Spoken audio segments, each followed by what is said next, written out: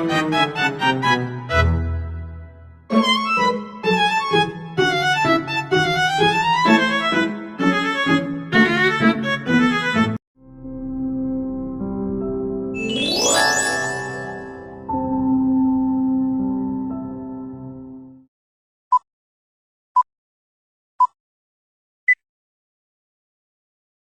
daigdig ng mga sinaunang Griego, bago pa man magasik ng butil ang mga tao, isang diyosa ang lagi nilang pinasasalamatan. Si Demeter, diyosa ng agrikultura, buhay at kasaganahan.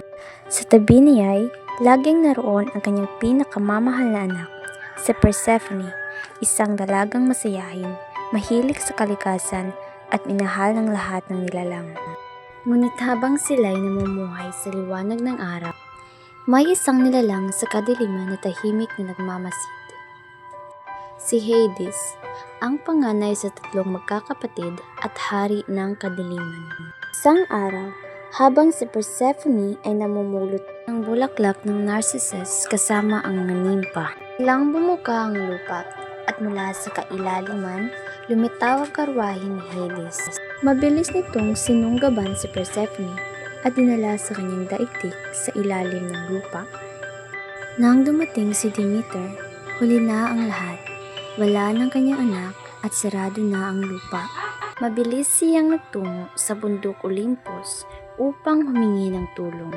Ngunit walang Diyos ang nagsalita. Alam nilang si Zeus mismo ang pumayag sa kasunduan nang walang pahintulot ni Demeter. Sa kanyang dalamhati, naglakbay si Demeter sa mundo, mag-isa at naghahanap kay Persephone. Habang siya'y lumuluha, hindi na niya nagampanan ang kanyang tungkulin. Pagkos nalanta ang mga pananim, tumigil ang ani at lumaganap ang tagutok. Sa ilalim ng lupa, si Persephone ay bihag ni Hades. Tumanggi itong maging reyna at tumanggi ring kumain. Ngunit sa isang iglap ng kahinaan, kumain siya ng ilang butil ng granada, ang prutas sa mundo ng mga patay.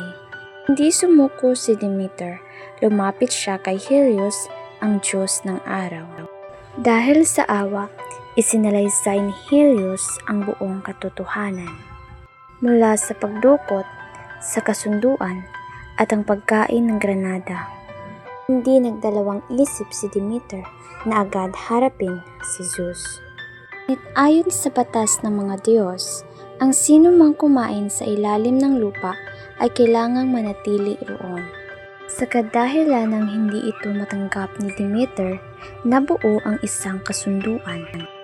2 ng taon, si Persephone ay mananatili sa ibabaw ng lupa. 1/3 bahagi siya'y babalik sa ilalim bilang reyna ng kadiliman.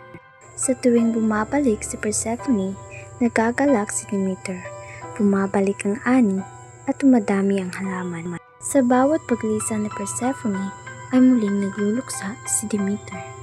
Ang pag-ibig ng isang ina sa dalagang nahati sa dalawang mundo sa pagitan ng buhay at kamatayan.